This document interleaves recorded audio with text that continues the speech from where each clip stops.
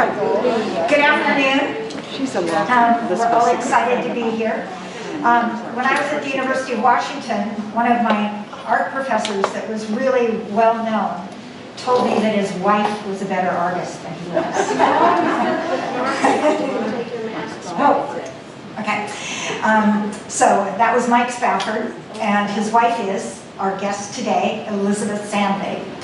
And I think one of the amazing things about, well, I just love all of Elizabeth's work, but an amazing thing about her work is the variety and all the different things that kinds of mediums and things that she's done. And I see that she's starting us off not with just a painting, but something different. So let's let her show us.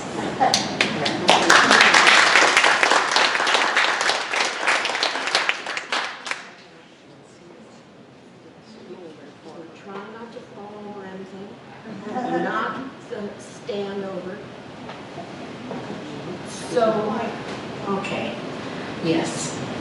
So, I was born in Swedish. More? This way? In front of my mouth. Okay. I was born in Swedish hospital in 1937, and I found out about 15 years ago that I spent the first 2 years of my life on a boat. Because my father was a boat builder. My mother was both a Spanish teacher and a librarian. And she was an immigrant and came to Chehalis when she was 6 years old with my grandfather and mother. My mother was American, but my grandfather was British, Scottish. And the pictures that I have of the Chehalis school are unbelievable, because most of the kids look like below reform school. I mean, they're raggedy and they're tough. And my mother had her hair neatly braided and wore a white dress and looked totally out of place. And that was probably due to my grandmother. Now, my grandmother,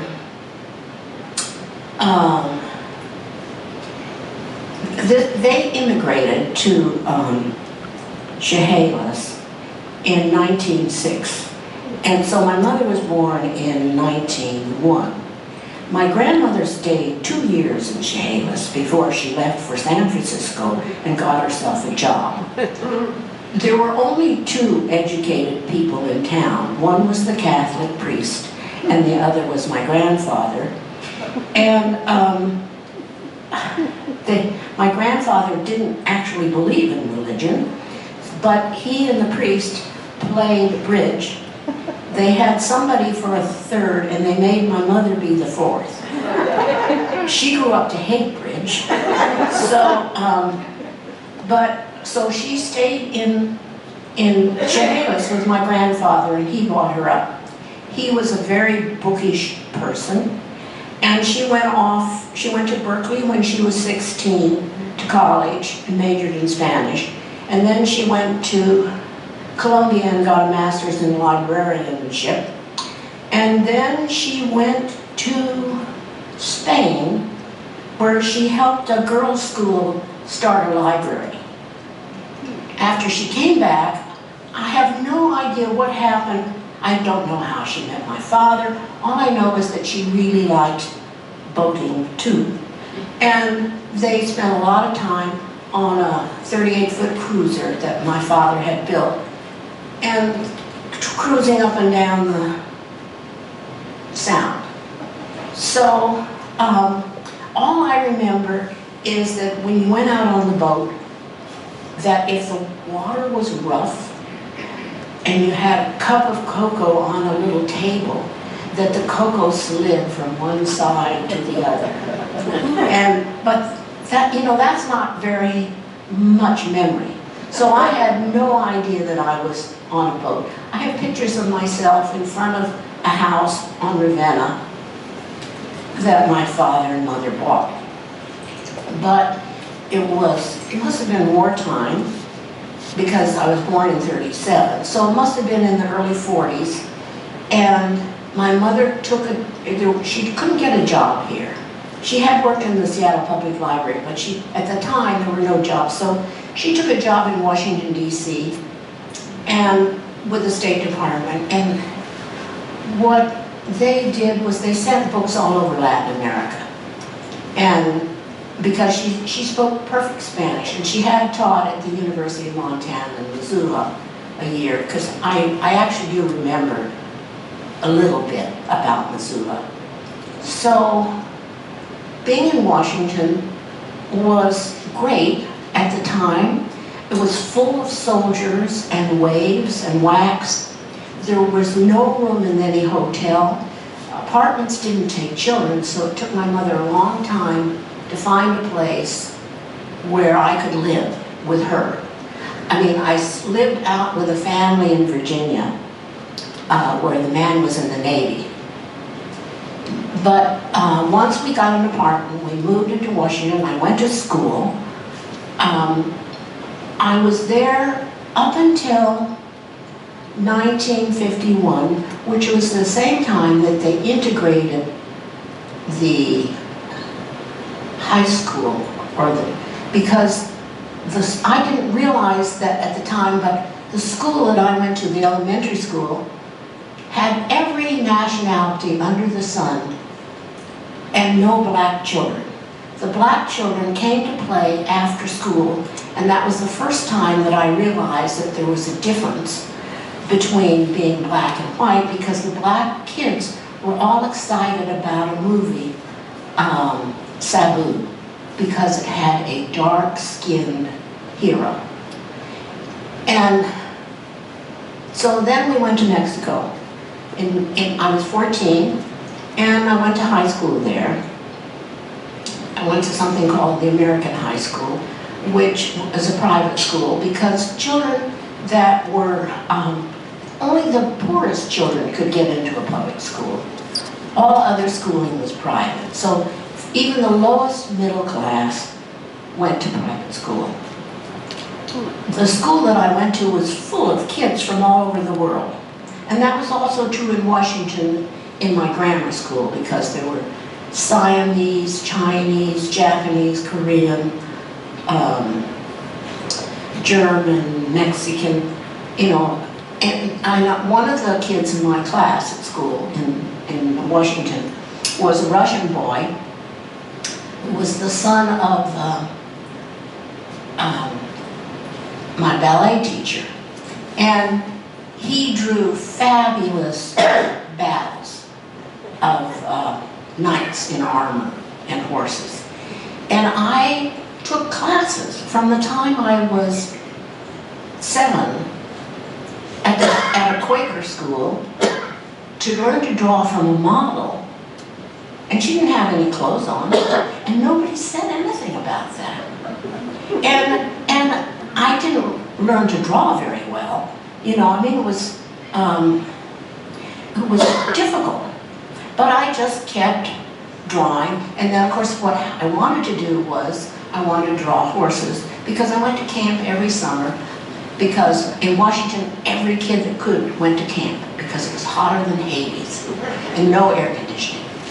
So, and also because my mother was working, she had to find things for me to do, or places for me to go. I was lucky to live in a neighborhood that was in central Washington, which was around the corner from a private school where I could take piano lessons, and close to a park where we could all play baseball or football or whatever the season. And the rest of the time, like all the other kids, we just ran all over the city. We had nobody watching us, telling us you had to be home for dinner, and that was it. You had to go from school, go home, change your clothes, and then you were free until dinner time. So when I went to Mexico, it was a bit of a shock, because it either had to be escorted somewhere, or I had to either take a bus or a taxi, because my mother didn't drive, and I certainly didn't drive. And we lived way out of the city in a lovely house. And the main thing that I wanted was a dog. So we I got an Irish setter. I was very happy. And then my mother got a small poodle. Now, I eventually, when I was in high school, gave the dog to the setter to another child. And my mother continued to have poodles the rest of her life.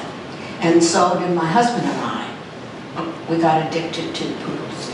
So, but I had a great time growing up in Mexico. I mean, once I got over the thing that I couldn't run around loose. I can remember a boy came to call and he didn't speak. We were living in the Hotel Geneve for 3 months. And he and my mother sat there and talked, and I sat there with them. But I had no idea what they were talking about or what the purpose of this meeting was, because later I went to dances with him and his sisters, but you were always accompanied by somebody. But at the American school, you were not quite so accompanied, and I met a lot of people. I went to school with Dalton Trumbo's children, Nicky, and I don't remember the boy's name, but I think he grew up to be a filmmaker. And also, I had private classes with an artist named Robin Bond, and he and his wife Dasha were the art directors for the Ballet Folklorico. So I would go to their house after school, you know, kind of like a second home. And then we got real teachers, real art teachers, finally, at my high school. The first ones were people like the typing teacher, which was not helpful because the boys threw their chewing gum on the ceiling and just cut up all the time. But there were kids there through the whole 4 years that actually became professional even when they were in high school. There was a woman named Eve Sperling who did fashion drawings for the local newspaper, and then there was a man who did cartooning and drawing for Raleigh cigarettes for advertising. So you got to see a variety of things that people were doing, even though it was kind of a small school. When it was time to go to college, I chose a college on the West Coast, Pomona, because I didn't want to go all the way to the East Coast. I'd never be able to get home for Christmas or anything. So I was able to come home at Christmas time, and I was able to come home in the summer, and I took classes at Mexico City College, and I just kept working away, trying to learn. Pomona was quite difficult because they went in for a lot of memorization, and particularly in science classes. Now, I presume that's still true, that everybody has to memorize the circulation system of the shark. But I don't know if that's still true. You should know, Jack, is it true? You don't know. Well, anyway, I got through college. I had met Mike when I was a sophomore, and he had had an automobile accident, and I stepped into his place in the studio and took over his space. So he was very generous, and he made friends with me, and he lived off campus, so he was able to bring me carrots as a snack, and we would sit on the fire escape at the back door and talk or eat. It was lovely. It was lovely. It was a lovely place, and we went to lots of concerts. And of the people that were there, I'm trying to think, like young Dr. Kildare, was Richard Chamberlain. He was, I think he was in the class before me. He was a fabulous actor at that time. As soon as he graduated, he got a job to play young Dr. Kildare. Unfortunately, not for not much money, but it didn't take him too long to move ahead. The other person that was there was Chris Christopherson. Now, he was very talented, and so he did a lot of singing whenever we had a picnic. And he came from a family that actually were involved with oil exploration and those platforms. And so Chris wrote a novel about becoming an oil explorer or something, but it was a great flop. He wanted to be a novelist, but he ended up being a very successful singer and a reasonably successful movie star. I'm not sure about that. But anyway, he was a nice guy, and he had a very nice sister. So after Pomona, I actually got married. Pomona was a small enough place so that when I got married, I was given away by my art professor, and they had already visited my mother in Mexico, and the head director of the music made meatballs. I remember that, Swedish meatballs. But you know, then Mike and I spent the summer there, and then we went to Harvard. Now he went in art history because he thought he could do it all. He could be an art historian and a painter at the same time.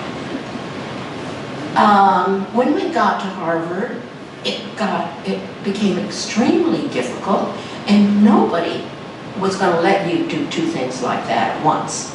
I wanted to take classes at the museum school, but Harvard said, well, that wouldn't be worth my while, and so they wouldn't let me. So we took as many classes in art history and things that we could, and then and he had actually made a contribution to a man named Count Begeman, who was Dutch. What he did was he found a folio from Rembrandt with 2 pages that were treated separately, but he was able to put them together and see that they matched. So that was considered a great discovery in art history. So you can see why, for a painter, that is not enough. That's just too narrow. And so we went to Mexico. We didn't know what we were going to do. We left after a year. He had a 4-year fellowship. And so we left after 1 year. I got a teaching degree, and we went to Mexico without knowing what we were going to do. But my mother had an apartment, and she was director of the Benjamin Franklin Library in Mexico City, which was the Foreign Service USIS library. And somebody lent us a whole building to paint in. That is, he painted in it. It had no heat, no light. So he painted all day long in this old building. It was a colonial building. But the reason the person did that was the landlady didn't want what they call in Mexico parachutists to camp out there. Well, for a couple of years it was fine. He would paint in one room on paper or canvas, and then he would move to the next room and put up some more canvas and paper, and then he would just keep moving from room to room. And he did notice there were little bare footprints in the dust because nobody cleaned the building. And so we knew there were people there, but we never saw them until the last year. I saw people opening the windows and leaning out and talking to people on the sidewalk.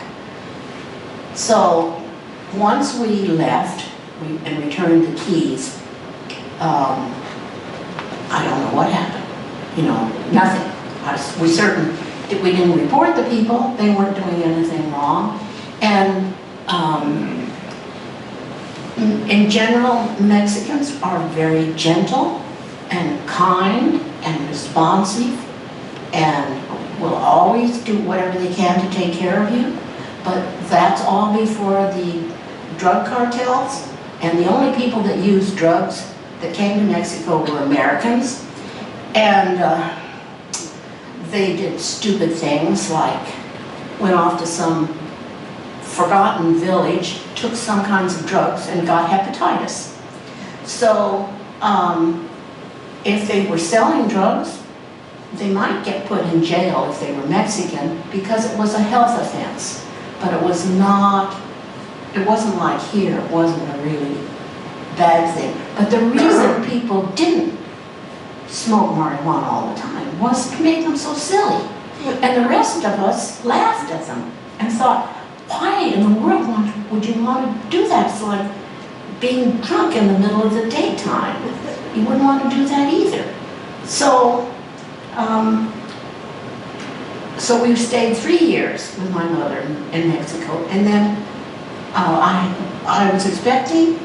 I had a show in Arizona, and I had a gallery in Washington, D.C., and I'd had a couple of shows in Mexico, and he'd had some shows in Mexico, but he had to get a job, so he got offered lots of strange jobs that involved lots of flying, or so that didn't seem like a good prospect. So when the University of Washington offered him the job, we came here in 1963. I had a brand new baby. I didn't know anything about babies. I didn't know how to cook. I didn't know how to clean. Really, I really didn't know much of anything. But I learned, and the greatest thing in life was a dishwasher. So once we settled here, Mike had a studio on University Way, and I worked at home. And I worked at home. I had a whole room to work in. I worked at home until I was able to, well, let's see, my daughter-in-law was pregnant with twins, and I said, and they had lost their house, and I said, you better come here. So they came to our house in 1998, and I got an outside studio downtown. Now, I'm going to start and show you some pictures because this is too much talking. The first picture I'm showing you is probably done in the late 60s, and this is a model for a cloud dryer, and it's made out of a polyester screen, which you use for fixing screen doors. Now, this, well, I should go to the next one. Okay, so this is the real thing. This is a regular old-fashioned cloud dryer stuck in our yard with the clouds made out of polyester screen, but drawn on with clear acrylic. Then we went to Italy. And I had been painting with resin on wood, which made wonderful bright colors, but it was terribly smelly. And I had a professor friend who kept saying, you've got to stop using this, it'll kill you. You've got to stop using this. And so my family was happy when I stopped using it. But I made things like the base inside this box is a cast in a jar. And for me, this was the cloud machine. And you all remember the book where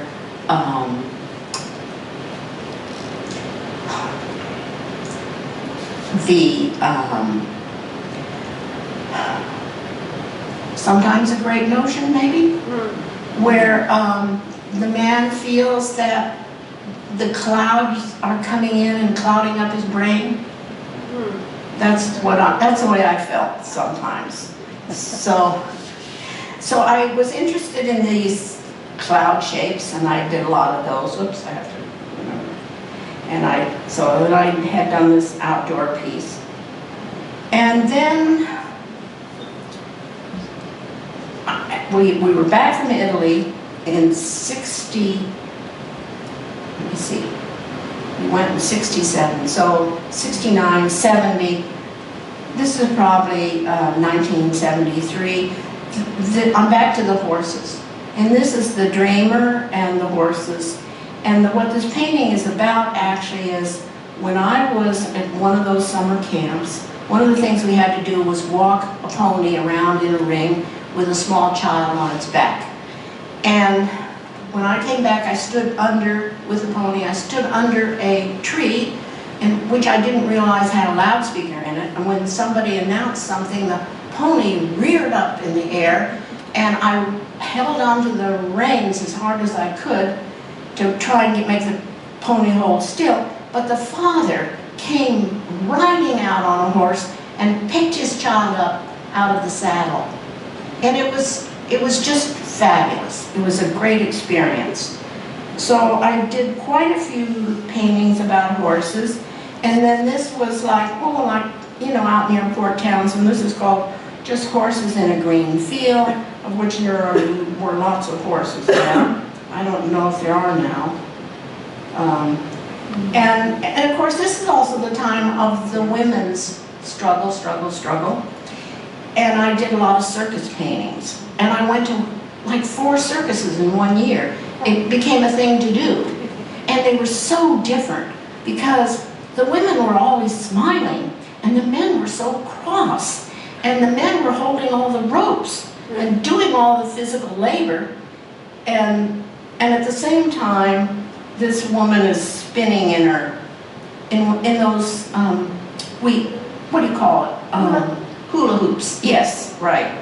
So, and so this is another one where she's hanging by her teeth, and the other one is spinning, and the other is flying through the air. This is Peaceable Kingdom, and I have always liked, I can't think of his first name. His last name is Hicks. What's his first name? That's all right. And he did hundreds of Peaceable Kingdoms, probably in the 1860s. And so I did as many of these. I mean, I would do one and then I would move on and then I would do another one. This is one of that came out the best, I think, and it's probably about 60 inches tall and 78 inches wide. So it's not a tiny painting. And this one is smaller. It's more like 3 by 4 feet. And this one is in the Tacoma Art Museum. Now, in the mid, you know, I have quite a few shows, but there's no point in me showing all those slides. It's just, I did a piece for the city where I made like 6,000 screen bricks, a maze that you could walk through. And from that I learned that public art was not for me because it had to be moved, set up, then taken down after 3 weeks and stored, and then moved again. And I had sewn all these bricks. I mean, they're regular brick size out of aluminum screen with fishing line. It took forever. So at some point I started doing things about birds, and this is one of the early ones, which is a quick 3, I forgot what kind of bird this is. But anyway, it sounds like, its song is like, quick 3 beers, quick 3 beers, quick 3 beers. And I also have it written over here in, I think, Japanese. So once I started to do the sonogram, that's the electronic sound. That's the electronic rendition of the bird that I then copied from books that actually had a sonogram in it. And then I would cut them out of linoleum and print them on my monoprint. So this is the sound of the blackbird. And this is the sound of the blue jay, which is this little squarish part up in the right-hand corner. Actually, blue jays mostly scream or squawk. But I did do, this is a big painting, like, I don't know, 60 by 83 of just swans and ducks. I've always liked to do water paintings. So, and I suppose that's because we live in such a watery place. This is red sky at night, sailor's delight. Red sky in the morning, sailors take warning, keep warning. Anyway, you know what I mean. And these are all palettes down below. And I think that's just the place of the artist. I sort of adopted the palette as because it could be, depending on how you put it, it could look like a head, you know. So this Bob would know about, and anybody else that does anything with boats. This is crossing the bar, and you know, in Astoria. And it's, did you see the news the other night where the wave hit the boat and turned it right over? I mean, it's always been a scary place, and it takes people that are very knowledgeable to actually get across the bar easily. Maybe you can't do it easily, but anyway. And I like this because it's a metaphor for death. Maybe crossing anything is a metaphor for death. I'm not sure about that, but certainly crossing the bar is. This is because of the ukulele players.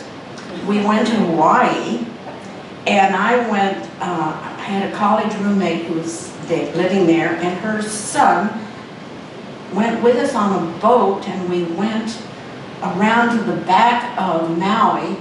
I forgot the name of the island there, but anyway, it's full of turtles. And to swim with the turtles, I thought that was the most wonderful thing that had happened to me, at least in 20 years. And they say you must keep 3 feet away from each turtle. Well, it's really hard if you keep backing up and the turtles keep swimming towards you. But it's really very exciting to swim with something that is so out of your daily experience. I think that was one of the best things I liked about Hawaii. Now, we're back to the domestic. This is a bird, and this is a cat watching a bird, and I've had about 9 cats. And when the cat watches the bird out the window, its teeth chatter. And that's why it looks like it's grinning. Anybody that's had a cat probably knows that. I don't know. But at least I've had a couple of cats whose teeth chatter. They get so excited. And this is, well, my son, I couldn't find the sonogram in here. And he said, oh yes, there it is, up where the lines are. But I just said it's just bird song. And it's a combination of prints and paint. How many of you know how to make a monoprint? Well, a few. Well, I'm going to explain it later. So this is an oil painting. And this is the Arab song of the nightingale. And it's about 2.5 feet by 3.5 feet, so it's not very big. But a few years ago, this was done quite a few years ago, and recently Arab things have become very unpopular. People don't like Arab lettering, and they don't like Arab anything. So, but I do like the Arab printing. And this is actually my last slide, which is, this is a sonogram, and this is the song of the meadowlark, and I think it's the winter song of the meadowlark. And it's big. It's about the size of the screen. And it's so strange because all the bird songs that I've done, and there are hundreds of them, have always been on a small size piece of paper. And so when I did this one on a large canvas, it was quite different. Even the coloring is different for me. I usually don't do much, as much warm coloring.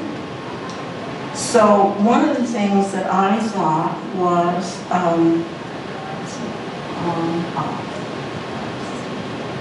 shutting down. I never know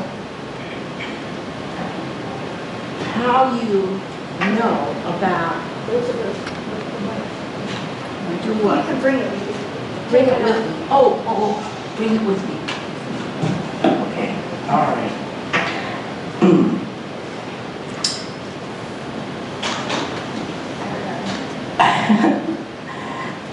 So I bought Work With Me because looking at things on the screen is so different from, if you take that black part off, and I'll just put them down.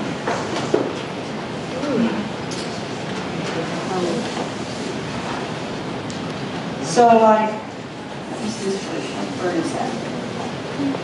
Okay, this is the song of the spotted towhee. In case you ever hear one or see one, that's what it looks like. But before I did that kind of thing, I actually made songs that are totally abstract. You know, they have no, let's see, that's hard, isn't it, for you to see? They don't have any sonogram, and they're about the same time as Quick 3 beers. So, let's see some more birds. Are there more bird songs in here?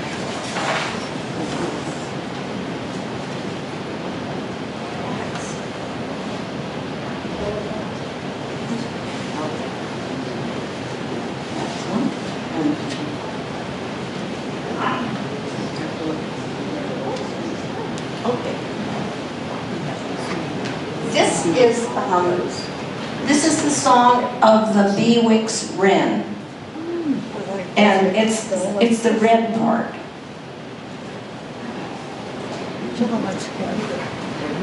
Are these watercolors or something else? No, these are monoprints, and the way you do a monoprint is you have a piece of plexiglass or glass, and you draw on it, and then you put your paper down, and you press, and that prints onto the paper.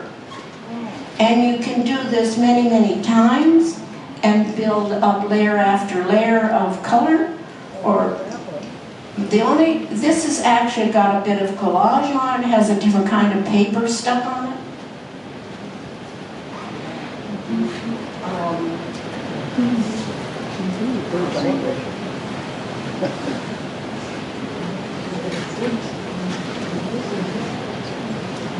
Oh, yeah.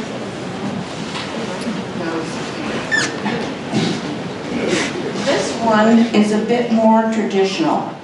That is, this is a peaceable kingdom, and I cut the animal shapes out of linoleum, and then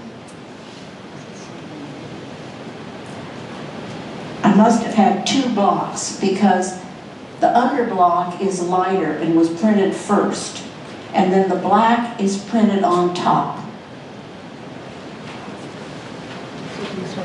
We didn't see it over there. Oh, sorry. Oh, that's great. I'll walk around with that one next. Oh, okay. I'm one ahead of you. Okay. So, yes, so we've got two different peaceable kingdoms. And I probably do, I probably do about 10 of each thing, because I'm not sure about the first one. And the second one, it might be better.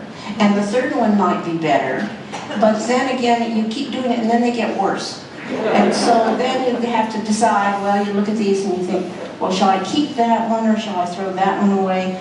I don't throw things away much, so I have thousands of pieces of paper. So what I'm doing is, I cut them in half and I give them to the Montlake School so that they can paint on the back. Because they don't have any good paper, you know. So that takes care of that.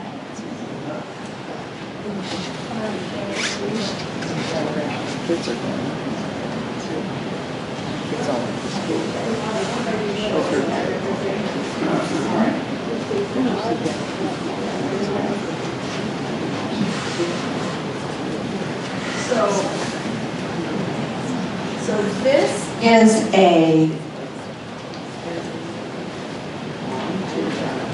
several color, one print. Like the elephant is both gray and black, and that was printed last on top of the yellow. The yellow was printed first, and then the green, then the black, and the gray. And I had a period when I did a lot of things about symbiosis, so that I did all kinds of things like the crocodile and the bird that cleans its teeth, the oxpecker and the boar, the oxpecker and the elephant, the oxpecker and the giraffe, the zebra. I don't know about the camel. I went to London to the zoo to actually see the camels, because we didn't have camels here anymore. We had camels a long time ago because kids used to ride them, but they don't have them anymore. So, and I remember thinking about the humps on the camel, how we always see a camel and it's drawn with the hump straight up, but actually most of the time the camel's hump is kind of leaning over, you know.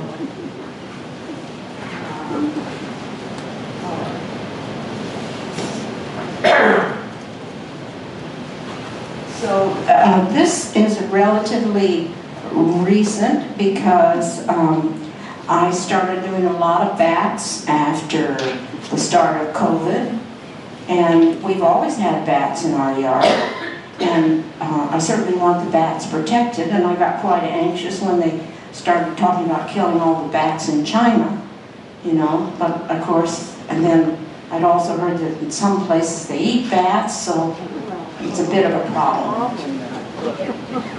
We need the bats because we need to get rid of some of the insects.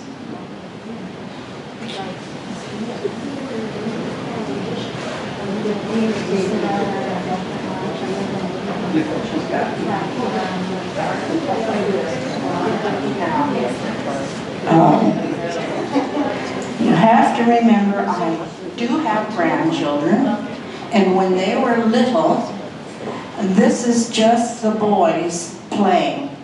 You know, they're playing marbles, but actually the boys are just full of all kinds of little symbols, and these are all from an Egyptian game. So.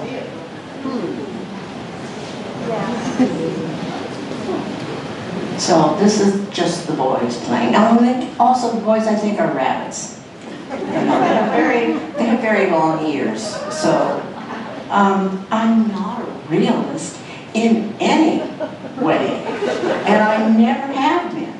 I admire people that paint, you know, months or years on one painting to make something realistic, but and especially now when you take a photograph, I just don't get it. It's a different way of thinking.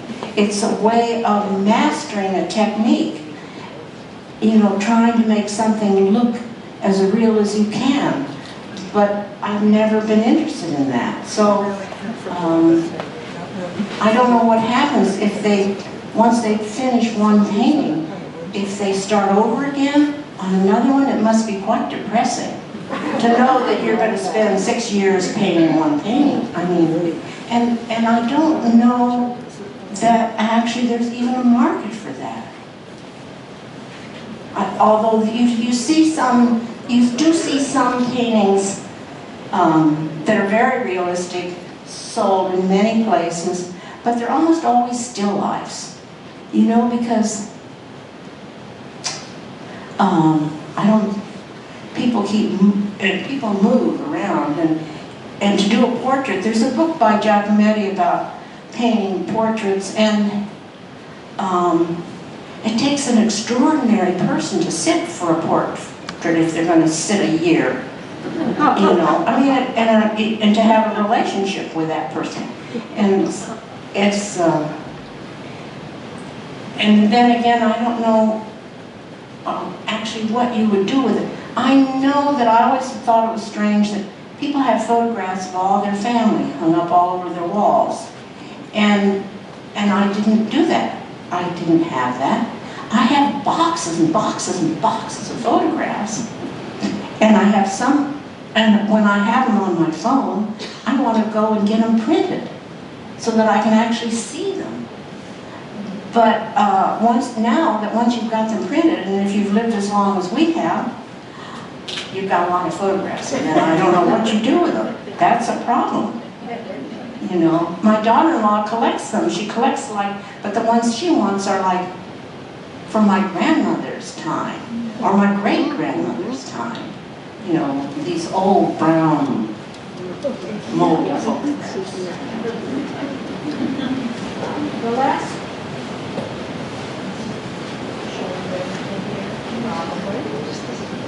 Just this one? Well, this one, I'm going to go slow. Okay. So this one I did during COVID. And this is just called self-love. And this is, the person has it's like two people, two heads,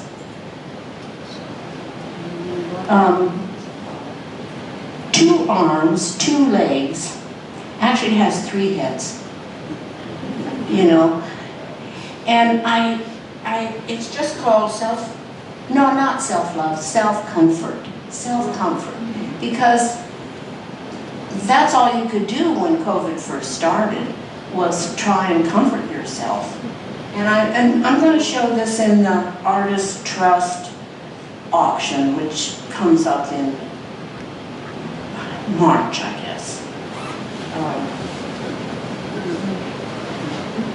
Yeah, let's see. I was going to show over there. Or you can go show them over there. You're more adept on your feet than I am. That's because she's younger. And more active, probably. So now, are there any questions? What kind of ink or paint do you use on your monoprints?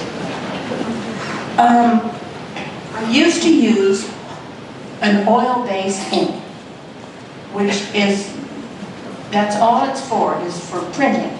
And they use it to print linoleum prints, silk screen, no, not silk screen, linoleum, etchings. You rub the etching ink into the plate, and then you print. And then you rub it off, and then you print the plate, because the ink is stuck in the lines. But now, there's been a huge change at the university and other places where they want you to use water-based ink. So I do use water-based ink sometimes, because the nice thing about it is that it goes over any kind of water-based underlayment. But the black one, this black, that's an oil-based ink. You're not going to get a black like that has the same depth with a water-based ink. It just doesn't happen. They keep working to try and make things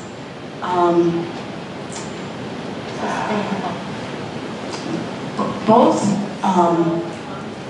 safe safe for the artists, safe for the people that acquire it, and also safe for the people that get rid of it. You know, like, what do you do with your leftover ink? If it's oil-based, I have to wipe it off in a paper towel with turpentine, clean my roller with turpentine, clean my brushes with turpentine, and throw all that in the garbage. If it's water-based, I can wash away most of the old ink.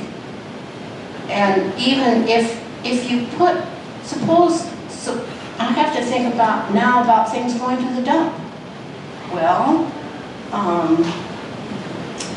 have to think about, don't buy any more fleece, because fleece doesn't break down, and it doesn't, and the infinitesimal residue goes into the water and kills fish. And then, of course, we're also eating the fish, so who knows what it does to us. But I can manage my printing and my painting. I'm not so sure that acrylic is any better than oil paint, because, at least for painting,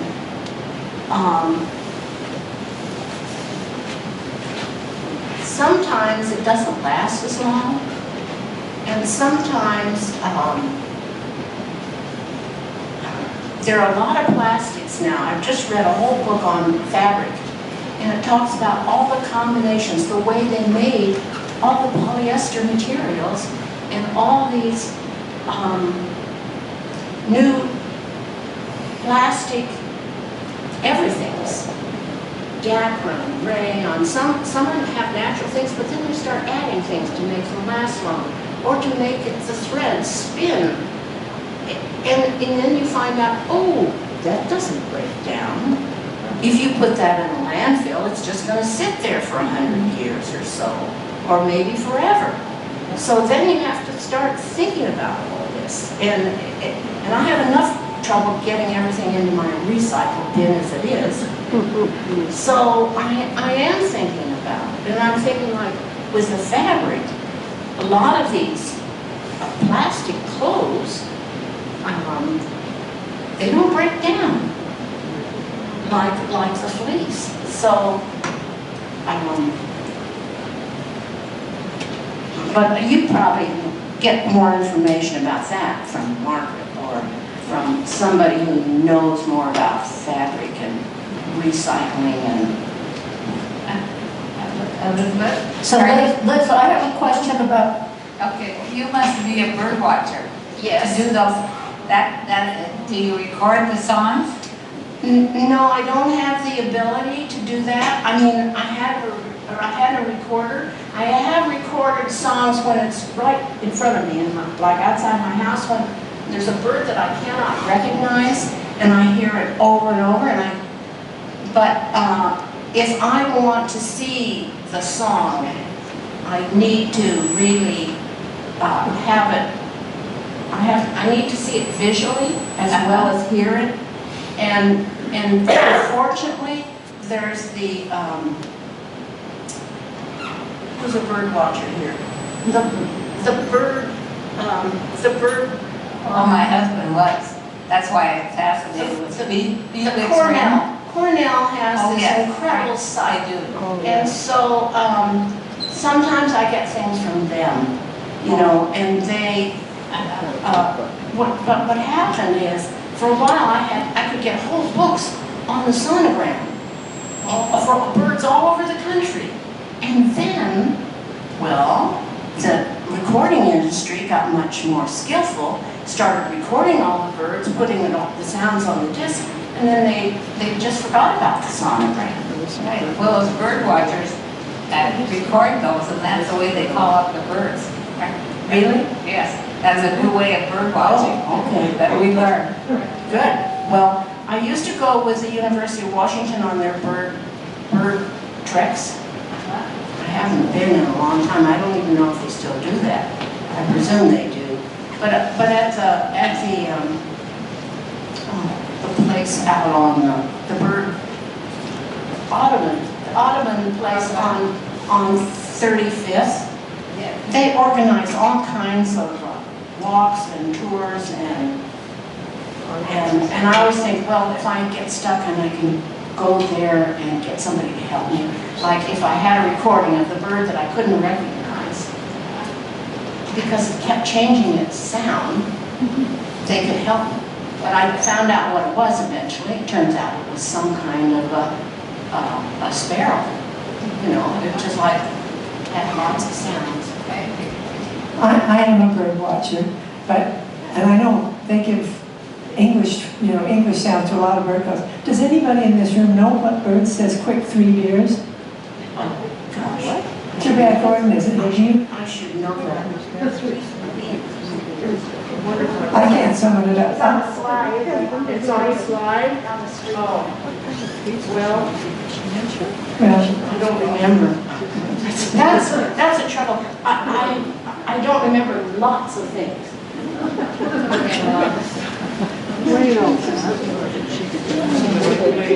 Or I write down the wrong information. You know, it's not necessary. Liz, I have a question about ceramics. Is that okay to ask now? Oh, sure. Okay, so in recent years, you've been spending most of your time, I think, on wondrous ceramics. I know. Can you say something about that? You know, I started it as a hobby, and I'm fighting very hard to keep it a hobby.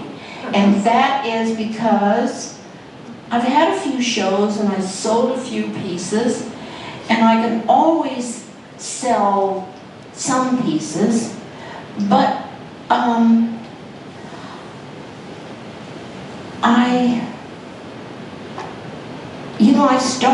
I made ceramics. I had a little class in Montlake at the park department, and I learned to use a wheel. Well, now, if I want to use a wheel, I never learned to make a piece much bigger than this. And so I don't want to make pieces that size. I want pieces that are bigger.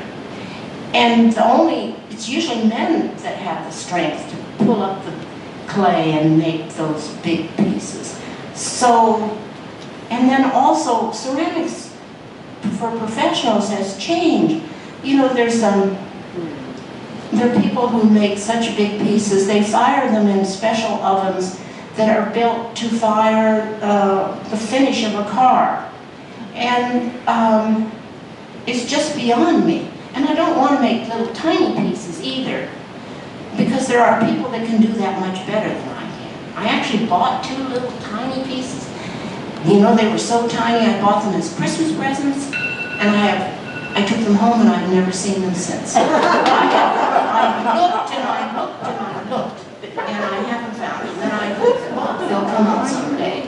I just like to make it, you know, when I can. I want to be free. You know, one thing that they tell you about being a professional is you must be consistent. Consistent. I don't want to be consistent. I like to be able to go off in any direction I can. Now, I've gotten to a certain consistency with the paper things, and I'm still working on that. I was working on something today, trying to change it. What's called pushing the bubble around, and you have a mistake and you push it here and then you push it there and then you push it here and then you push it there, and you want to get it off the page, but it's not easy. With the ceramics, it's so direct. Clay is such a direct material that anybody can do that. And you know, I don't care whether you're using the little dry clay. I think that takes more skill, but you can have classes that, you know, I take classes at Seward Park because I don't want to fire at my home. I had a kiln and I gave it away, so they fire my work. And the thing you have to, if you're professional, you have to be really careful to destroy everything that's subpar. Well, to destroy things that are subpar in ceramic means you have to take and hit them with a hammer, and then you have to put all those pieces in the garbage. So I would rather just work at my own rate and try to make a piece that I like. Okay? Okay. Thank you, Elizabeth. That was real fun. I wish we could go on and see lots of slides of the ceramics too, but you gave us a great taste of your prints and some paintings. Besides